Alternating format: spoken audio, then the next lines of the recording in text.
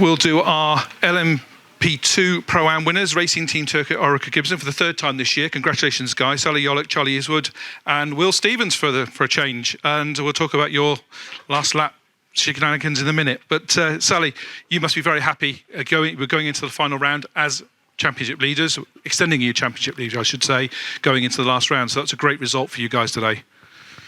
Yeah, of course, that was the goal from the beginning of the week, and that was the aim we had. That's what we worked for, and yeah, I'm happy that's what we did at the end. To start the race, we had safety cars, we had all sorts of stuff going on. The track was a little bit damp. Talk us through your first few, your stint. Yeah, it was quite difficult to begin with. It was really, especially with the safety car and full course yellows, it was really difficult to keep the tires up to temperature and up to pressure. So it was like, for most of the first stint, it was like just skating through the track, at least for the most part. And the idea was just to survive. And yeah, that's what we did. We had a little penalty on the way and everything, but yeah, thankfully we managed to come back. Handed the car to Charlie. Charlie, you had that great battle with Nicholas Nielsen in the 88, and it carried on to the rest of the race. But that was while there was a lot of other stuff going on around you as well. So the traffic was a problem, or was it okay?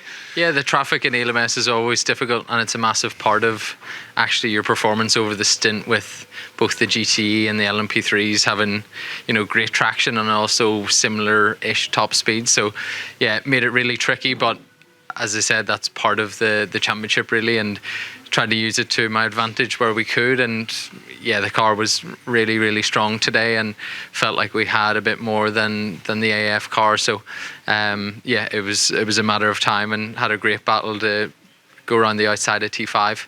And then yeah, as it went on, we just got a little bit unlucky. We got a puncture rear left, or a slow puncture. So we had to stop that just before Will's last stop to make his life that little bit more difficult. But as we all seen, an amazing finish and great stint to get up to the back of them again.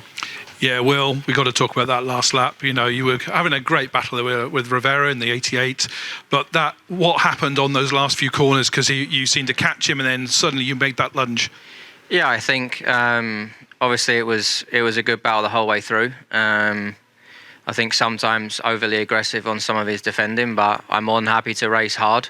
But sometimes I think he was a little bit over the limit, but maybe even more determined to try and get back and get through. So as Charlie said, we had a slow puncture on the rear left, so we had to swap that at the last stop, which obviously meant the gap was quite big. So we had to hunt him down, and I knew we had a slight grip advantage towards the end. I obviously tried into T1.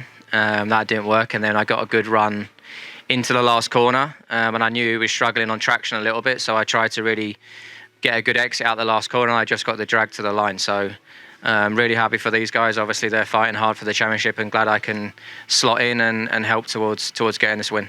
Will we see you in Portimao? No, Jack will be back. Jack will be back, will he? Jack will be back. So, well, Super Sub did it again. Thanks, mate. So Cheers. Thank you very much for doing that, and for a great. I have to point out it was 0.042 seconds, so very, very close at the end, but you nosed it. Well Thanks, done, mate. guys. Cheers.